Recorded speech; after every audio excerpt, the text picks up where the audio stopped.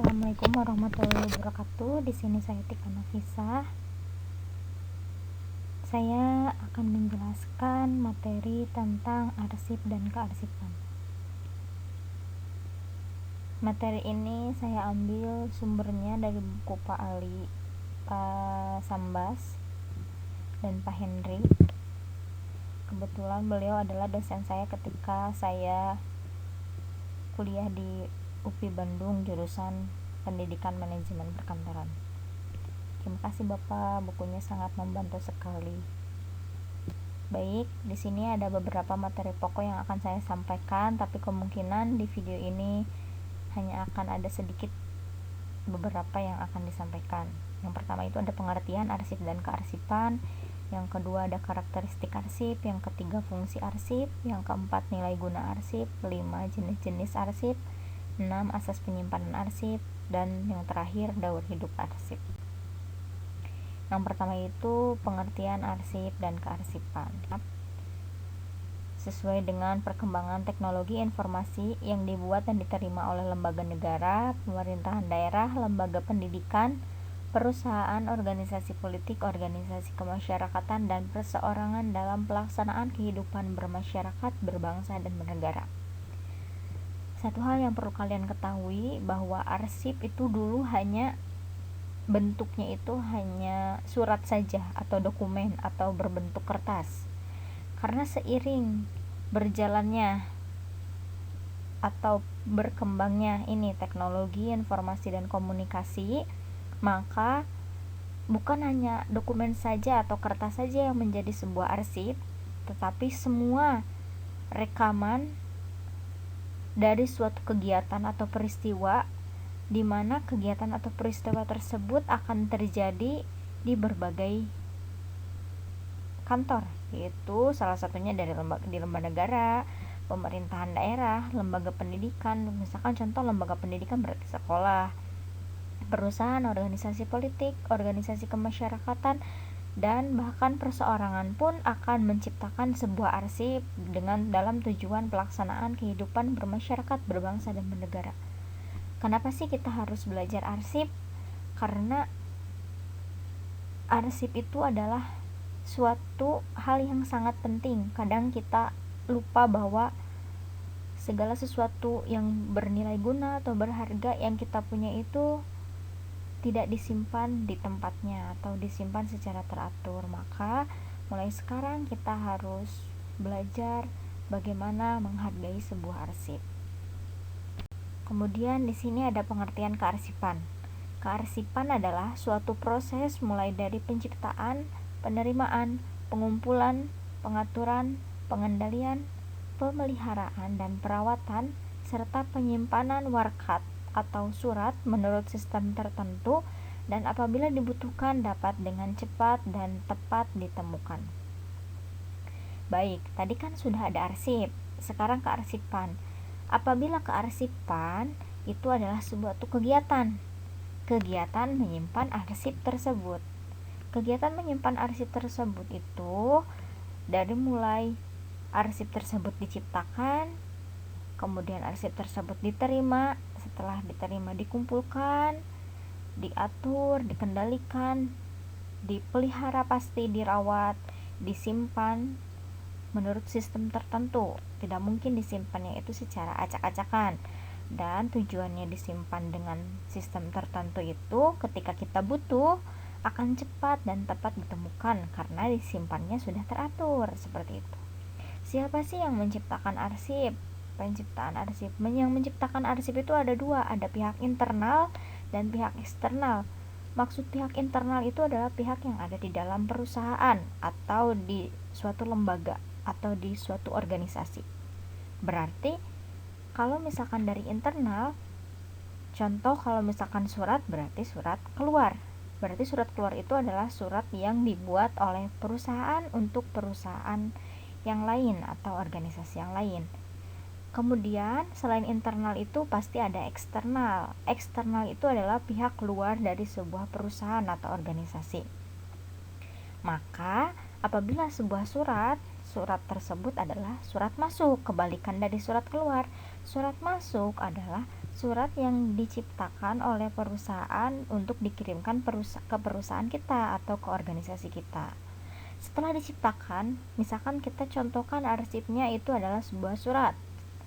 Misalkan contoh surat masuk, kemudian ada kegiatan penerimaan. Diterimalah surat tersebut oleh perusahaan kita. Kita pilih satu saja ya, apakah kita akan perusahaan, organisasi, apa lembaga. Kita pilih perusahaan saja. Yang menerimanya adalah perusahaan kita. Anggaplah perusahaan kita itu adalah perusahaan A. Diterima, bagaimana cara menerimanya?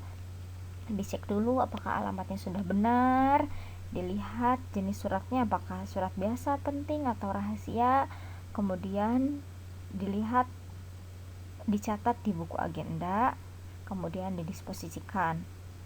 Apabila misalkan di hari tersebut kita mendapat 10 surat, maka terjadilah kegiatan pengumpulan warkat tersebut atau surat tersebut. Diatur oleh bagian agendaris, kemudian dikendalikan. Karena ada kegiatan penggunaan, maka harus ada kegiatan pemeliharaan dan perawatan. Tujuannya untuk apa? Agar surat tersebut tidak hilang atau tidak rusak. Setelah dikumpulkan, kemudian langkah terakhir itu adalah penyimpanan, karena akan dikatakan sebuah arsip apabila ada kegiatan penyimpanan. Jika tidak disimpan, maka itu bukan sebuah arsip, seperti itu. Nah, dapat kita simpulkan bahwa arsip dan kearsipan itu merupakan suatu hal yang berbeda. Dari katanya juga sudah berbeda, arsip dan kearsipan.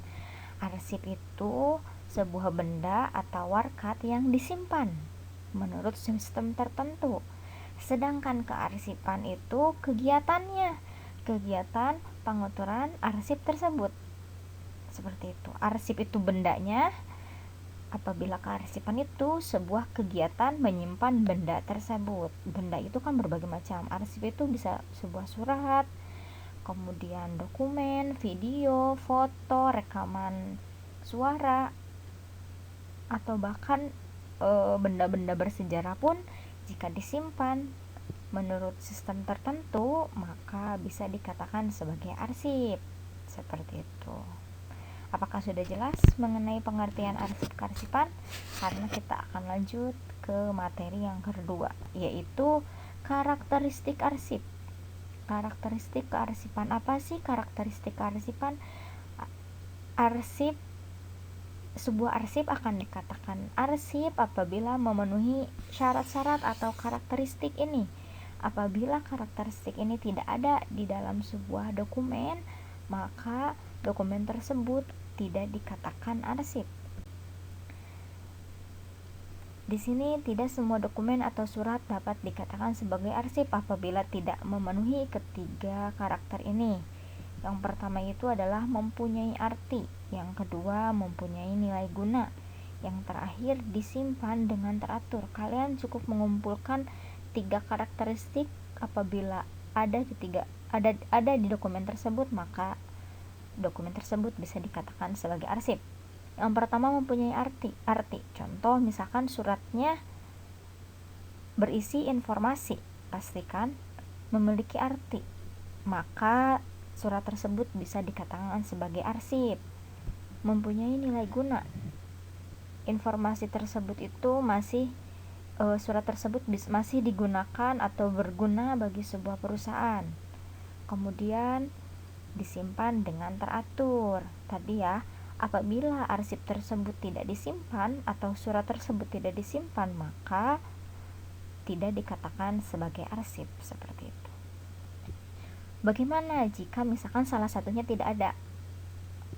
Arsip tersebut, surat tersebut, misalkan kita membahas surat ya. Misalkan surat tersebut mempunyai nilai guna, mempunyai arti, tapi arsip tersebut disimpan di mana saja, tergeletak di mana saja, atau ditumpuk-tumpuk dengan dokumen yang lain. Apakah bisa disebut dengan arsip? Tidak, karena ketika kita membutuhkan dokumen tersebut atau surat tersebut akan sulit untuk ditemukan, maka surat tersebut tidak dikatakan sebagai arsip. Contoh misalkan sudah disimpan, diatur berdasarkan abjad misalkan, jadi sudah disusun dari mulai A sampai Z, tapi ternyata surat-surat tersebut itu sudah tidak mempunyai nilai guna. Maksud sudah tidak mempunyai nilai guna yaitu sudah tidak manfaat, tidak ada artinya bagi perusahaan, bahkan dibuang pun ya tidak apa-apa. Berarti surat tersebut daripada disimpan dengan teratur, mending dimusnahkan seperti itu, karena surat tersebut bukan arsip karena sudah tidak memiliki nilai guna, seperti itu. Sampai sana sudah paham? Jadi apabila ketiga karakter ini tidak ada, maka belum bisa dikatakan sebagai arsip. Meskipun salah satunya tidak ada, bukan arsip ya. Kemudian yang selanjutnya itu ada fungsi arsip. Fungsi arsip itu merupakan kegunaan dari arsip itu sendiri. Kita menyimpan arsip, bisa dikatakan surat tersebut arsip itu beberapa kegunaan. Nah, di sini ada beberapa. Yang pertama itu sebagai sumber ingatan, kemudian sebagai sumber informasi, kemudian sebagai bukti resmi untuk pertanggungjawaban penyelenggaraan administrasi, sebagai sumber bahan pertimbangan keputusan, sebagai sumber bahan pengawasan, sebagai sumber bahan pertimbangan. Baik, kita akan bahas satu persatu. Yang pertama itu sebagai sumber ingatan. Kita ambil contoh yang paling gampang itu adalah sebuah surat. Contoh suratnya kita pilih surat undangan rapat. Oke. Yang pertama, kenapa sih surat undangan rapat bisa dikatakan arsip? Apa saja sih fungsinya? Yang pertama sebagai sumber ingatan.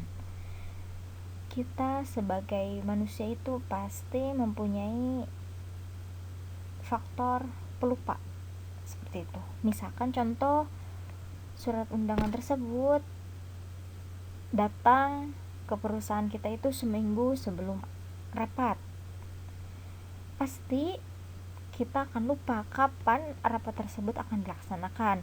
Maka kita bisa membuka arsip lagi, melihat lagi tanggal berapa rapat tersebut dilaksanakan. Maka arsip tersebut bisa memiliki fungsi sebagai sumber ingatan. Kemudian yang kedua sebagai sumber informasi.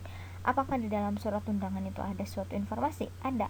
Yang pertama itu informasi rapat tentang apa, di mana, kapan, dan informasinya masih banyak lagi. Siapa yang mengirim surat tersebut? Nah, maka apabila sebuah surat tidak ada informasi, maka tidak memiliki fungsi sebagai sumber informasi. Tidak semuanya fungsi ada di satu surat ya, tapi beda-beda. Kemudian sebagai bukti resmi untuk pertanggungjawaban penyelenggaraan administrasi. Pasti di sebuah perusahaan itu ada bagian administrasi atau tata usaha yang mencatat, menyimpan, mengelola, merekam apapun surat yang masuk dari perusahaan yang lain. Maka surat tersebut karena ada buktinya, maka bisa dipertanggungjawabkan apabila terjadi suatu kebutuhan. Tinggal kita minta ke bagian administrasi. Kemudian yang keempat sebagai sumber bahan pertimbangan keputusan. Maksud pertimbangan keputusan ini, jadi apakah dengan adanya surat tersebut kita bisa memutuskan akan mengikuti rapat tersebut atau tidak, seperti itu. Sebagai sumber bahan pengawasan. Maksud sebagai sumber bahan pengawasan itu kan di dalam perusahaan itu tidak seenaknya keluar masuk sebuah perusahaan, atau misalkan tidak keluar masuk ke perusahaan lain. Dengan adanya surat undangan tersebut bisa dijadikan sebagai bukti bahwa kita kalau bisa keluar masuk ke perusahaan tersebut karena mengikuti rapat. Maka surat tersebut sebagai sumber bahan pengawasan fungsinya ya. Yang terakhir sebagai sumber bahan pertimbangan. Apa sebagai bahan pertimbangan keputusan dan bahan pertimbangan yang poin 4 dan poin 6 itu sama saja, tadi sudah disampaikan. Sampai sana sudah paham? Mungkin materi yang saya sampaikan cukup segini dulu. Mohon maaf apabila ada kesalahan, apabila ada beberapa yang kurang dipahami, boleh kalian bertanya di kolom komentar. Materi selanjutnya akan saya buatkan di video selanjutnya. Jadi ini adalah video part 1. Terima kasih. Assalamualaikum warahmatullahi wabarakatuh. Jangan lupa like, komen, dan subscribe. Assalamualaikum warahmatullahi wabarakatuh.